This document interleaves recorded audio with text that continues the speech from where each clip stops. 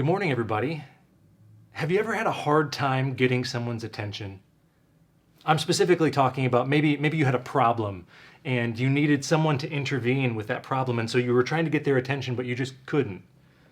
We all probably know what that's like growing up, right? Because many of us, all of us probably have experienced saying, Mom, Mom, Mom, Mom, or Dad, Dad, Dad, and getting no reply. We're used to that. Or maybe even today, still today.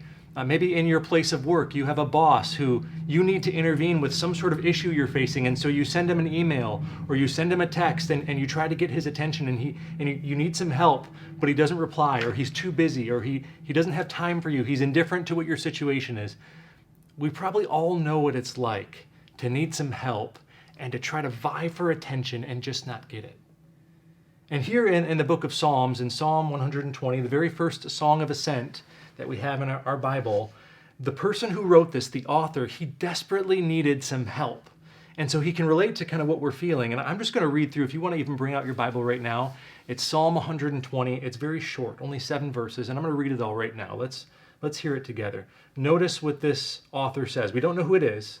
We're not given that information, but he begins by saying, "In my distress, I called to the Lord, and he answered me. Deliver me, O Lord, from lying lips, from a deceitful tongue. What shall be given to you, and what more shall be done to you, you deceitful tongue? A warrior's sharp arrows with glowing coals of the broom tree. Woe to me that I sojourn in Meshech, and that I dwell among the tents of Kedar. Too long have I had my dwelling among those who hate peace. I am for peace, but when I speak, they are for war."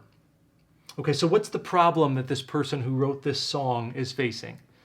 Well, we notice in verse 2 that he's obviously somebody who has people around him who are lying. He talks about the fact that he wants deliverance from lying tongues, lying lips and a deceitful tongue. So people are lying about him. They're slandering his name, and he's looking for help in this situation.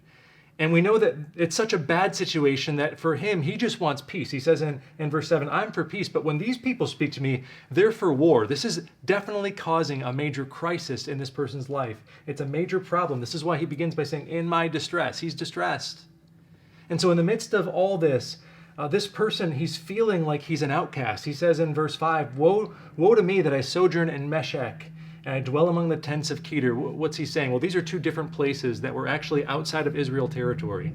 And based on the context and when this was probably written, it's likely that he actually wasn't dwelling out there, but the way that he was feeling because he was being slandered, it made him feel like an outcast, like an outsider, like a sojourner in a foreign land. And so this guy is really struggling, but notice what he says in verse 1. This is key. He said, "In my distress, I called to the Lord," past tense, "and he answered me."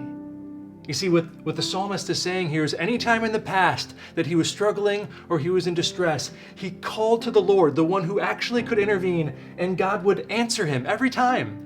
And so based on God's track record, he's saying right now that as he's struggling, as he's currently in distress, he knows that he has a God who, when he calls out to him, God will hear him. I want you to know that God is not indifferent to your struggles. God is not ignorant to what you're going through. He's not too busy to deal with your problems. He's not indifferent to the things that we face. No, we have a God who's imminently involved, and he wants to hear from us. In fact, in the book of 1 Peter in the New Testament, we have an amazing reminder that Peter gives. And in 1 Peter chapter 3, verse 12, he says this. He says, "For the eyes of the Lord are on the righteous, and his ears are open to their prayer." Man, I don't know what distress you're facing right now, but I know that all of us are going through something. This is a difficult season. And so whatever you're facing this morning, I want you to know that God, his eyes are on you, and he hears your prayer. And so whatever the distress you're facing, I hope that you respond the same way that the psalmist does, that you call to the Lord, because I'm telling you that if God hears you, he'll answer. We have a God who loves us, a God who cares for us so much that whenever we're in trouble, we can turn to him and he responds.